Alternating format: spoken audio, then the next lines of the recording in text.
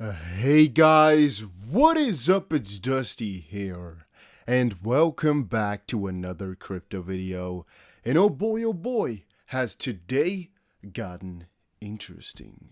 Now, the CEO of Ripple, Brad Garlinghouse, just posted on Twitter a really peculiar message. And why that is peculiar, you cannot know just quite yet, but you'll figure it out in just a second. He said over on Twitter, looking forward to discussing crypto's momentum on Wednesday at the Aspen Security Forum. With clear frameworks and clear regulation, I have no doubt that this industry will flourish here in the US and globally. Make sure you quickly understand I am not a native English speaker, so if I mess some words up, that is that. Now, I quickly checked everything out. For example, you can register and look at all the people over there. Hold up. Wait a minute. What's going on right there? Right? Yes, that is where things get interesting. You might have already guessed it, but Gary Gensler is going to be attending this meeting that's about to happen tomorrow and the day after. You can see it right here tomorrow, Tuesday, August 3rd at 12:45 p.m. I'll be joining Aspen Security in a discussion moderated by Paul Vigna. Join us and register. So, wow, right? Let's quickly check it out. 12:45 p.m. The View from the SEC, Cryptos and National Security. Speaker Gary Gensler, chairman of the SEC. And I really do wonder eventually, or exactly what's going to come out of all of this. Let's actually quickly type in Ripple. So at 9:30 to 10:15 a.m. on day 2 is when Brad Garlinghouse will be talking. So he'll only have a couple of minutes, about 45 in total, two sides of the same coin, the promise and pearl of crypto. Stuart Levy of Diem, Brad Garlinghouse of Ripple, and Sigal Mendelker, former Undersecretary of the Treasury of Terrorism and Financial Intelligence, moderated by the same, but that's not that relevant. Interesting, guys, really freaking interesting. Gonna be at the same event, doesn't mean too much necessarily, except for the fact that Ripple was trying to look up exactly who the William Hinman spoke with, and now at such an event, again, I'm getting the hiccups on my days. He might give away some clarity as well, or some interesting stuff that maybe he shouldn't. Why? Well, the reason I'm saying this is because the SEC right now has been put under a lot of scrutiny for giving out quote-unquote advice to people about the status of crypto, where the SEC themselves gave out that it is not advice. And so right now people are wondering, what exactly is the situation? What should we fetch from all of this? And I'm personally also wondering, what exactly is going on? Like, what? Well, to me, this is going to be a really interesting day. So tomorrow we'll see what Gary Gensler says. And this, ladies and gentlemen, might be one of the most important speeches for crypto in a very long while. If he's going to do another William Hinman too, he might say something we really couldn't have expected. It's going to be really interesting because you don't hear Gary Gensler talk about cryptos in this sense too much. You see him mostly talking about the climate of things, but I'm really hoping he's going to talk about crypto and national security in the sense as cryptocurrencies, what they entail and why they are a threat to the national security or something like that. I wish for it just to see what he's going to say about maybe Bitcoin and Ether. Hopefully not just about CBDC. Hopefully not just about anything superficial like that. But once more, we shall see. Now, having said that, guys, if you are enjoying these episodes, make sure you press the like button and let me know in the comment section down below. Do you think tomorrow is going to be important? Or let me say it differently. Do you think the Aspen Security Forum is going to be important? Yes or no? Let me know in the comment section down below. And make sure you check out Bybit, of which a link is down below too. Right now, we are in $138 worth of profit in our XRP long trade, and I'm still extremely bullish on XRP. We're still holding up towards the trend line. You can still see it. We're still doing pretty damn good. Still doing pretty damn juicy, and I'm not giving up anytime soon.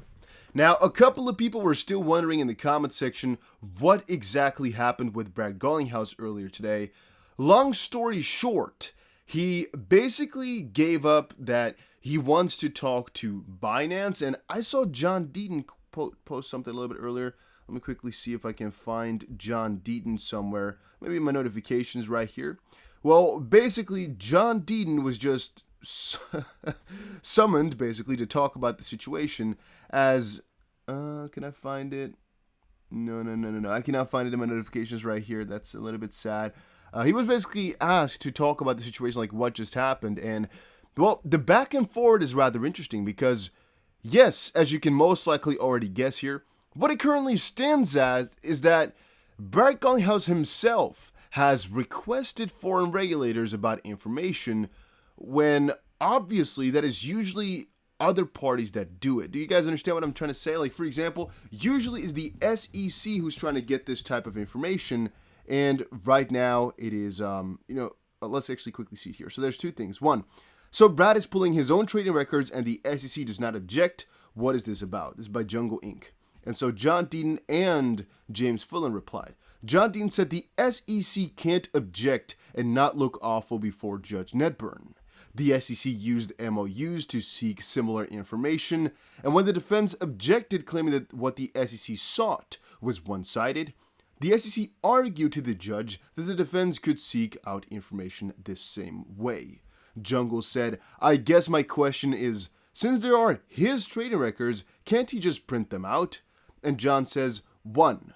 Receiving records this way provides self-authentication, etc.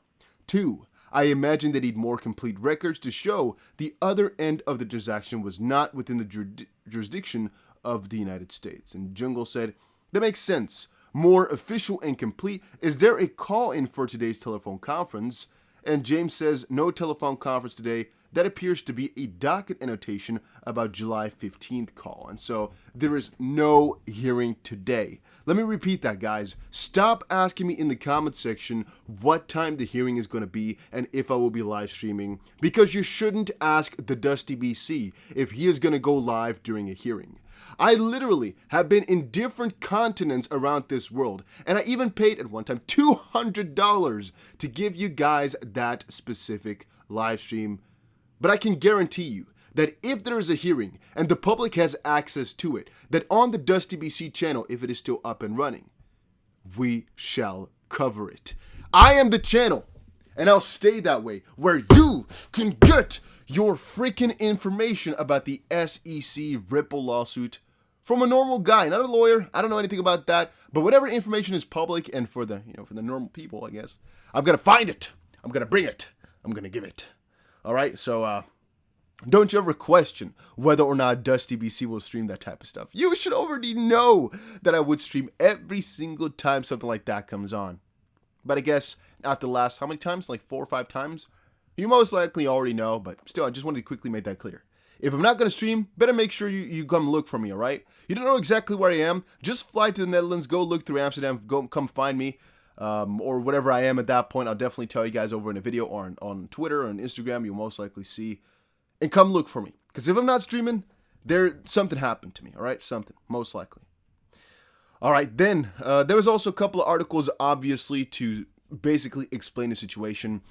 Ripple CEO Barry Garlinghouse has filed a motion to obtain documents from Binance with the assistance of the Central Authority of the Cayman Islands. And so, what they basically did is commission? I don't know exactly the English word for it, but basically make it so compelling so that Binance has to give over all this information because they asked it from the authorities that Binance basically is registered under.